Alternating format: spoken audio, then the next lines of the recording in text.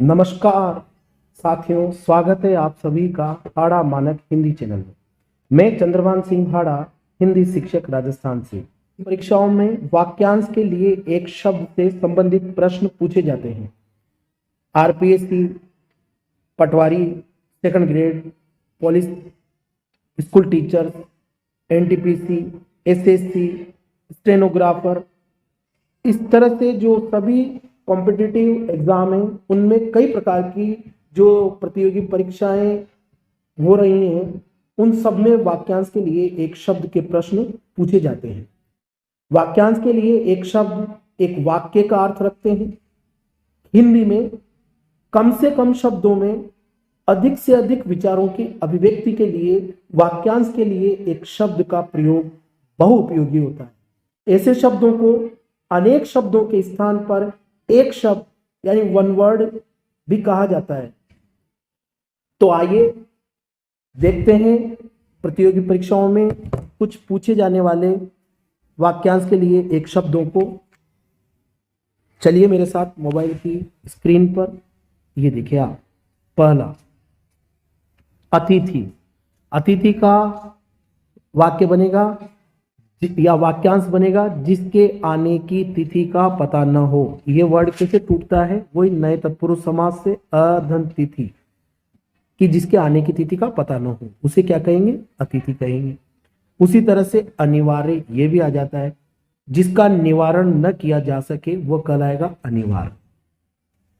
इसी क्रम में आप आगे देखिएगा।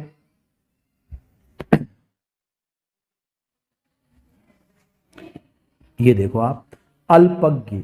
इसका क्या बनेगा? अल्पधनज्ञ, जो कम जानता है। इसी तरह से यहां देखिए, जो स्त्री सूर्य भी न देख सके क्या कहलाएगी? सूर्य पश्या, यानी असूर्य पश्या। इसी तरह से जो कम बोलने वाला है क्या कहलाएगा? अल्पभाषी। इसी तरह से जिसे बुलाया न गया हो वो क्या कहलाएगा? अनाहूत।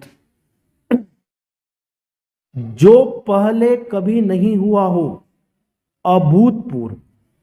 जो पहले कभी नहीं सुना गया इसका बनेगा अश्रुतपूर्व।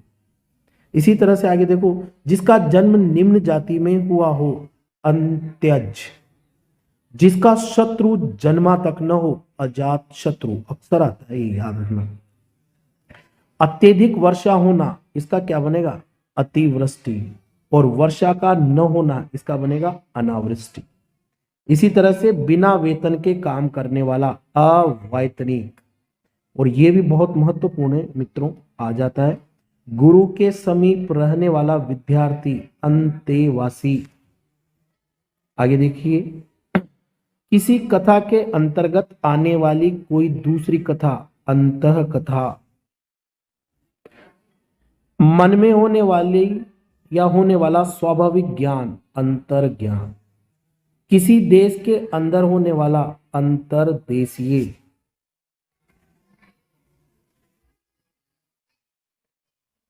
यहां देखो आप, आदित्य का पर्वत के ऊपर की समतल भूमि, मैंने पहले भी बताया आपको ये प्रश्न आ जाएगा। और पर्वत के नीचे की समतल भूमि उपत्यका। अनामिका, कनिष्ठिका और मध्यमा के बीच की अंगुली, अनामिका।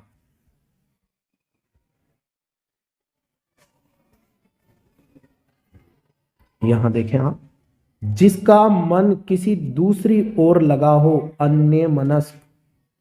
वह स्त्री जिसके पति ने दूसरी शादी कर ली हो, अध्युड़ा। आगे देखिए, जिसे स्थान से अलग न किया जा सके, अच्युत। भगवान विष्णु का पर्यायवाची।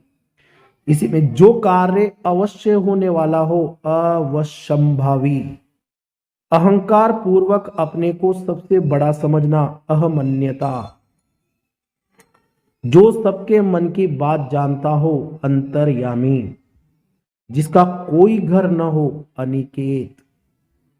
जिसकी कामनाएं पूर्ण हो गई हो, आप्त काम।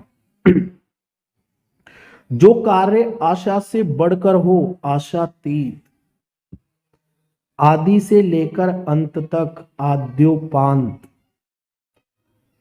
आगे देखिए, अग्नि से संबंधित आग्नेय, वायु से संबंधित वायव्य, पृथ्वी से संबंधित पार्थिव, वह जिसका पति परदेश से लौटा हो आगत पति का, पवित्र आचरण वाला आचार पूत, किन्हीं घटनाओं का कालक्रम से किया गया वर्णन।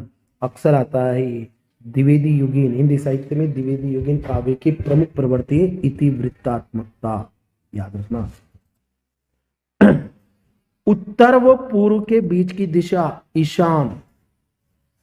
इसी तरह से आप देखिए जूठन, उच्छिष्ट इसको बोलेंगे।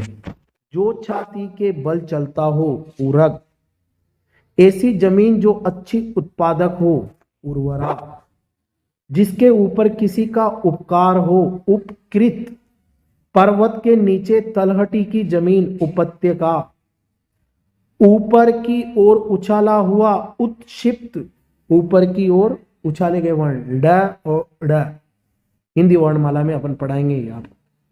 आगे देखिए, सांसारिक वस्तुओं को प्राप्त करने की इच्छा ऐष्णा, इसी तरह से इंद्रियों को भ्रमित करने वाला इंद्रजालिक जादूगर। वेद पुत्र, ये बहुत महत्वपूर्ण है, ओरस पुत्र कहलाता है। ये अक्सर आता है परीक्षा के एंगल से, आप ध्यान देना, आरपीएससी के दृष्टिकोण से बहुत महत्वपूर्ण बिंदु है ओरस। और इसी तरह से अवेद पुत्र जारज, जिसका प्रयोजन सिद्ध हो चुका हो कृतार्थ। आगे बढ़िएगा, यहां देखें आप, सुंदर और बड़े बालों वाली स्त्री, जिसके बाल बड़े हों, वो क्या कहलाएगी? केशनी।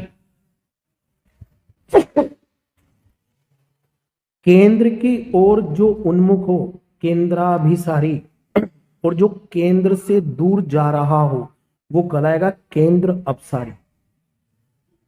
इसी तरह से अच्छे कुल में उत्पन्न होने वाला कुलीन, जिसे यह जान न पड़ता हो कि क्या करूं और क्या न करूं, किंग कर्तव्य विमूढ़, वह बात जो जन सामान्य में चलती आ रही हो, किंवदंती लोकोक्तियां जो होती ना, ये उस तरह से किए हुए उपकार को मानने वाला कृतज्ञ, और जो उपकार को न माने वो कृतघ्न, जिसकी बुद्धि कुश के समान तीखी हो, तीक्ष्ण बुद्धि वाला कुशाग्र बुद्धि कहलाता है। कान के नीचे लटकने वाला कोमल भाग कर्णपाली। इसी तरह वह स्त्री जिसका पति किसी अन्य स्त्री के साथ रहकर लौटे खंडिता। शरीर का व्यापार करने वाली स्त्री गणिका। गंगा से उत्पन्न गांगे, जिसका ज्ञान इंद्रियों द्वारा हो सके गोचर। पहले से चली आ रही परंपरा का अनुपालन करने वाला गतानुगतिक। जो बात गूढ़ रहस्य पूर्ण हो गूढ़ोक्ति। घास खोदकर जीवन निर्वाह करने वाला घसियारा, अक्सर आता है यार। इसी तरह से जो आंखों से संबंधित हो चाक्षुष, कार्य करने की इच्छा चिकीर्षा, जो दूसरों में केवल दोषों को खोजता हो छिद्रान्वेषी। बहुत महत्वपूर्ण है, याद रखना आप। कुछ जानने की चाह रखने वाला जिज्ञासा, और अधिक समय तक जीते रहने का इच्छुक, जो ज्यादा लंबा जीने का इच्छुक जिजीविषु, और जिंदा रहने की जो इच्छा होती है वो जिजीविषा होती है। बहुत महत्वपूर्ण है। अमरकांत हमारे हिंदी के प्रसिद्ध कथाकार हैं, उनकी प्रसिद्ध कहानी है जिंदगी और जोंक। उसमें ये भाव जो है आपको रजवा भिखारी में बहुत तीव्र गति से दिखाई देगा। जिजीविषा, जिघांसा, किसी को मारने की इच्छा। भोजन करने की, यहां से प्रश्न बनेंगे, याद रखना। भोजन करने की इच्छा जिघत्सा, और पकड़ने की इच्छा जिघृणा जिघृक्षा।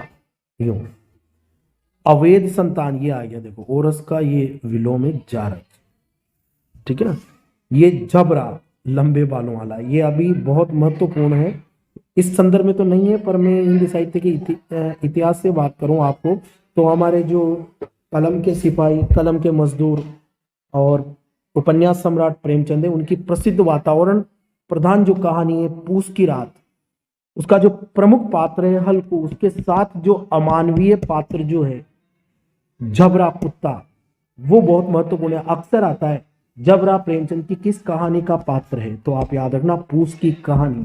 पूस की कहानी जो है ये प्रेमचंद की परिपक्व मानसिकता के समय की कहानी है, जहां प्रेमचंद धीरे धीरे आदर्शोन्मुख यथार्थवाद का दामन छोड़ते जा रहे हैं और आलोचनात्मक यथार्थवाद, जिसे हम नग्न यथार्थवाद कहते हैं, उस पर पहुंचते जा रहे हैं। उस पायदान की अंतिम चरण की कहानियों में से आती है पूस की रात, बहुत खूबसूरत है, कफन है?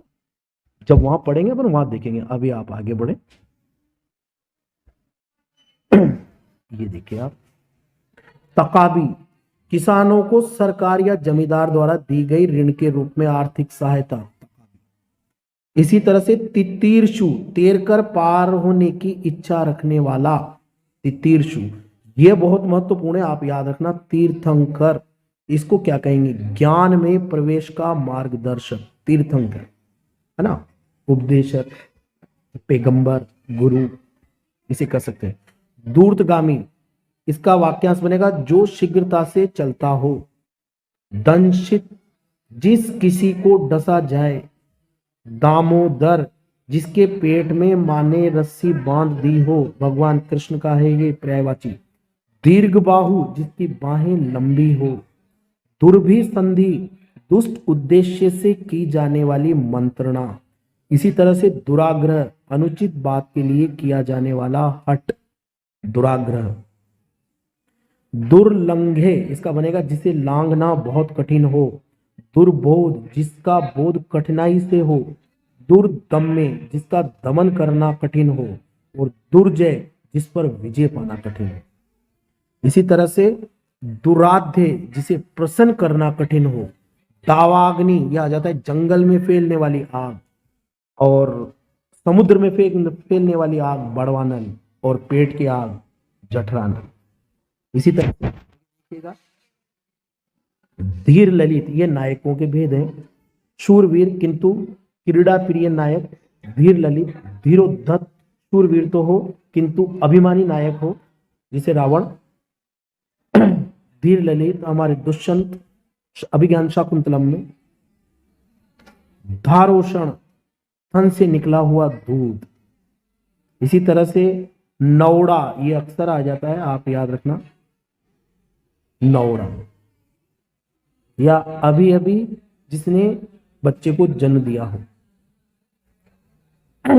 नटराज, तांडव नृत्य की मुद्रा में शिव। निरापद, जिससे किसी प्रकार की हानि न हो। निसंग, जिसको किसी से में भी आसक्ति न हो। तो इस तरह से मित्रों आज की वीडियो में बस इतना ही।